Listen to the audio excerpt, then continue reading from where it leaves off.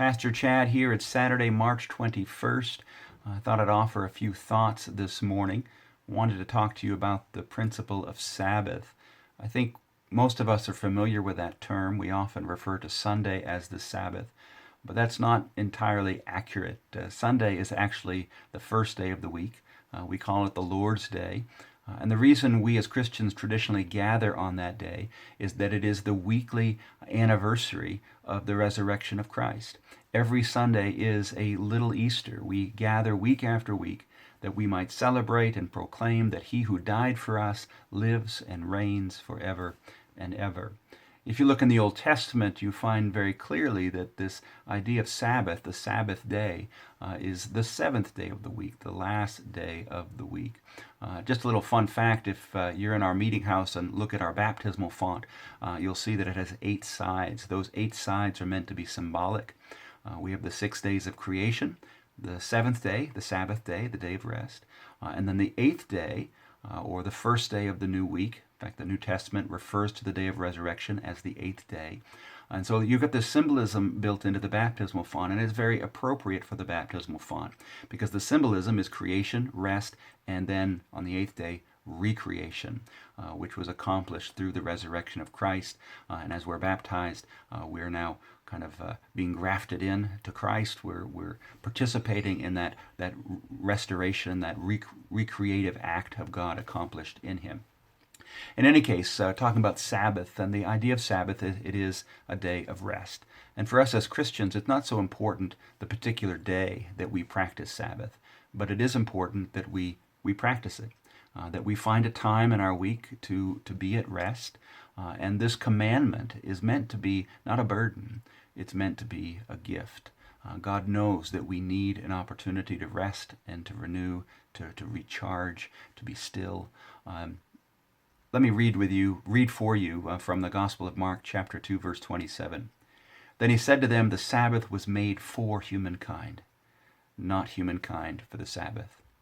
In those words, Jesus reminds us that the Sabbath command is in fact meant to be not a burden, but a gift. You know, it's been a hectic week for a lot of folks. You've been learning new skills. Some of you have been learning how to telecommute, learning how to do things differently. Maybe in your workplace you're doing it with fewer staff. Some of you have been learning how to homeschool. So I can imagine a lot of folks watching this are feeling pretty exhausted. I want to encourage you today, on this Sabbath day, to take some time and just to be at rest. Put aside all of the things that you have to do. Just enjoy the sunshine. It looks like it's going to be a beautiful day out there. Get out and enjoy that. Enjoy family members. Pick something up that brings you joy, a hobby, whatever it might be. But be a people at rest. Maybe you haven't had a hectic week, but you're feeling cooped up, a little overcome by worry and anxiety. I would encourage you to take a Sabbath from that worry and anxiety. Offer it to God and say, God, just give me today.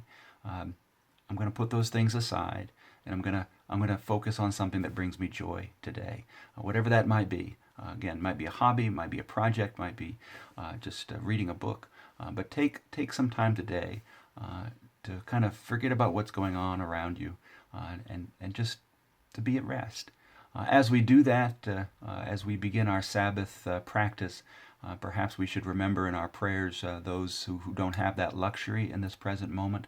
I'm very mindful of medical professionals, those working for city and state and national government agencies who are 24/7 right now, having to make tough decisions. And so let us remember them in our prayers. But for all of those who can, I really want to encourage you to take a moment today and practice this idea of Sabbath, to be at rest. I'm going to try to do some of that myself today, so I'll leave things at that for the moment. But I do hope you have a chance to have some Sabbath time today. Tomorrow is the Lord's Day, and so I would encourage you to join us for our online worship at 10 a.m. That can be found on our website. If you go to the resources page, use the yellow button near the top of the page. We've got a lot of resources, including our link to what will be our Sunday morning worship. And I hope you'll join us for our celebration of the Lord's Day and the resurrection of Christ. I hope this message finds all of you healthy and well. God bless, and enjoy your Sabbath day.